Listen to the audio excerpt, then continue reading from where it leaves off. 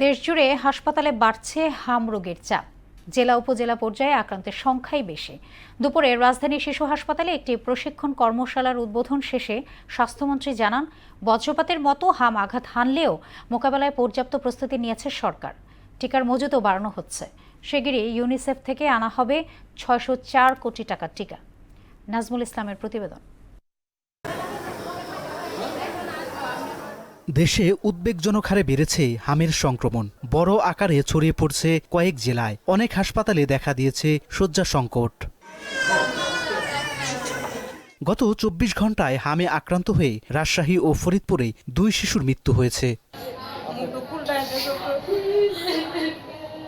২-৩ দিন চিকিৎসা চলছে ভালো, তারপরে মনে করেন হাম উঠছে।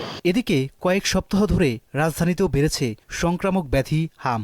আগারগাঁওয়ের শিশু হাসপাতাল সহ বিভিন্ন স্বাস্থ্যকেন্দ্রে প্রতিদিনই আসছে নতুন নতুন রোগী। অনেক ক্ষেত্রে দেরিতে হাসপাতালে যাওয়ায় জটিলতাও বাড়ছে। এখন আগে তো চোখই মিলতো না, এখন একটু চোখ মেলে।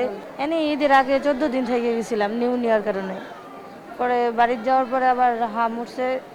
একদিন বাসায় থাকার পরে আর কি হাম উঠছে, জ্বর।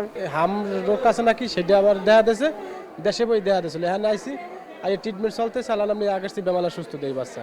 সমস্যাটা যেদিন হয়েছিল সেদিনই আমি হসপিটালে আসছিলাম না, অত টিকা মাস হয় নাই এখনো। হামজনিত নিউমোনিয়া ও শ্বাসকষ্টের চিকিৎসায় বাবল সিপ্যাপ ব্যবহার নিয়ে আয়োজিত এক প্রশিক্ষণ কর্মশালায় স্বাস্থ্যমন্ত্রী বলেন, অনেকটা বজ্রপাতের মতোই এসেছে হাম, যদিও দ্রুতই টিকা সংগ্রহ সহ সার্বিক প্রস্তুতি নেওয়া হয়েছে।